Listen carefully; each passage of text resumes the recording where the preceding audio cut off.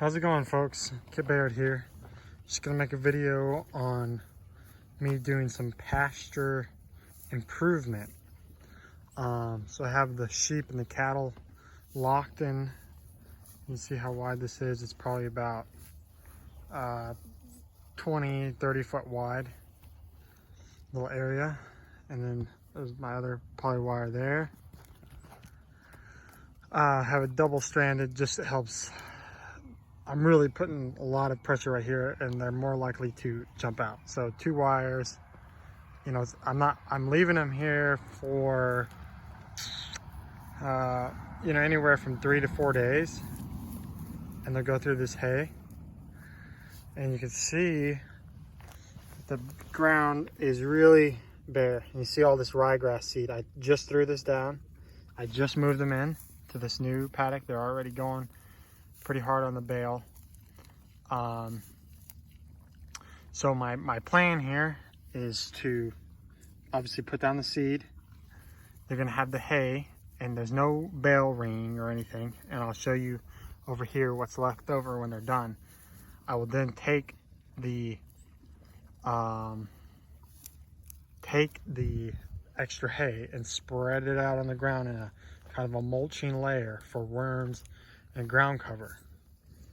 And the ryegrass will start to sprout up, and hopefully we can get some better grass established on this ground. It's the reason it's so bare is this is a high traffic area for, you see the gate here, so just coming in and out of the field either with any kind of tractor, which I don't really drive in here very often, but it's always been a poor area because of those couple reasons.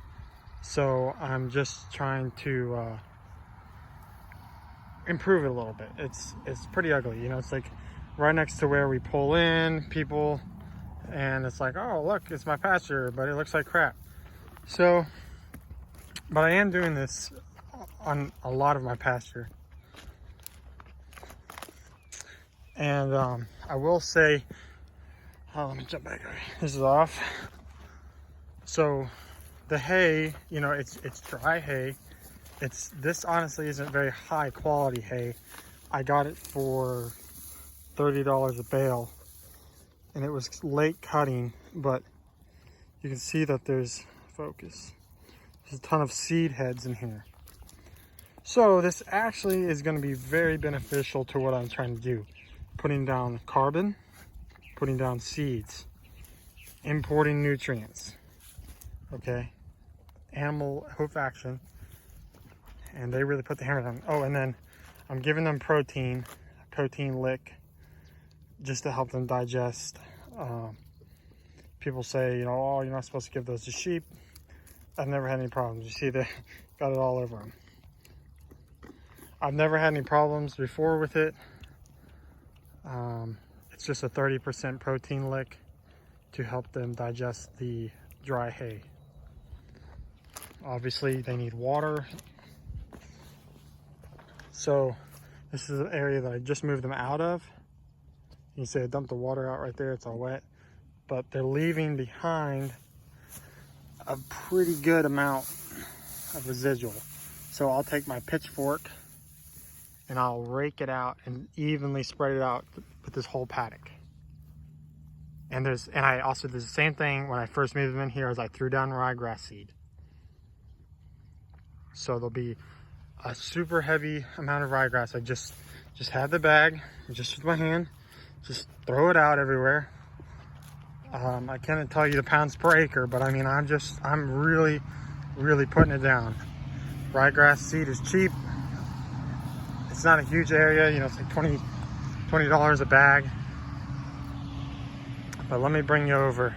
So you see, I've been doing this throughout this whole area here. This is probably about an acre that I've already done this. And this is some leftover hay that I didn't want to spread it too thick, so I piled it up in piles everywhere. And I'll come back and pick this up and turn it into compost. But you can see the ryegrass in some of these spots is really starting to take off. We got some rain, let's see, last week. I did the same thing here, right? Just threw the ryegrass out, put the hay down. You see all the manure action.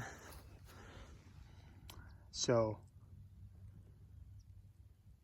and this is an area that was very heavily dominated by spear grass, which is a common grass down here in Central Texas. Native grass. It's not a bad grass. It's fine, but as I said, it was like pretty much 100% spear grass. And the thing with spear grass is it's not a very tall growing or high biomass producing plant. So, you know, as far as having tonnage of feed per acre, it's not ideal. So putting down the ryegrass. Then my plan is to, in the spring, after they graze this off, is to go ahead and plant some sorghum sudan, brown midrib sorghum sudan, and some cow peas, and probably some other stuff in there too. Have a real diverse mix, and really get the biology going. That's what I'm focusing on here. I'm putting down loads of carbon. You know, I haven't done the math on figuring out the carbon. It really doesn't matter, right? I'm putting down bales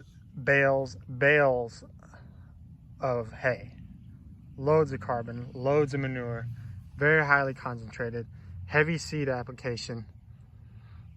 The worms are going to go nuts in here.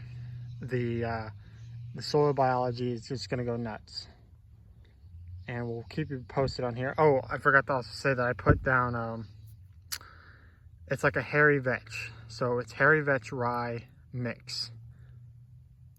I'm interested to see how that's going. I've never planted the hairy vetch. I've done ryegrass before, but the hairy vetch is a legume, kind of a cool season, early legume, high protein, obviously capturing nitrogen, pulling it down into the root zone, releasing it when it dies for other plants, yada, yada, yada. So, yep, we're just cooking along here. And like I said, I'll keep making some videos.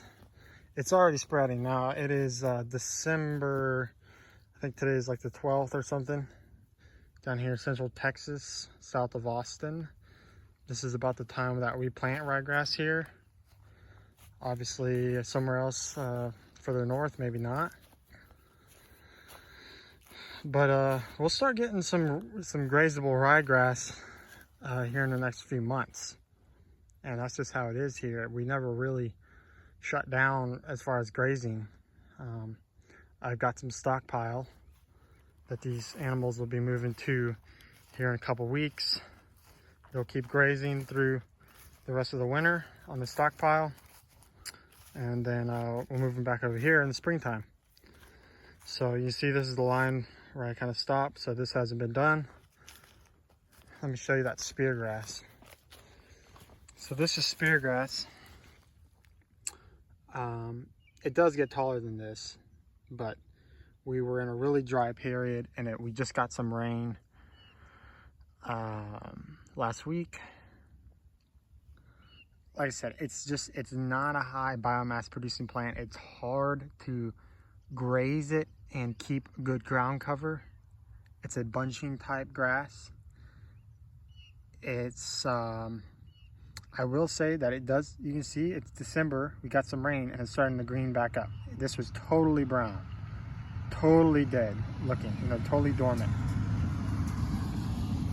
But it's starting to green up a little, and you know, I guess you could graze this again if it grew a little bit, but I'm gonna go ahead and let it rest probably the rest of this winter. Any questions or comments, leave them below.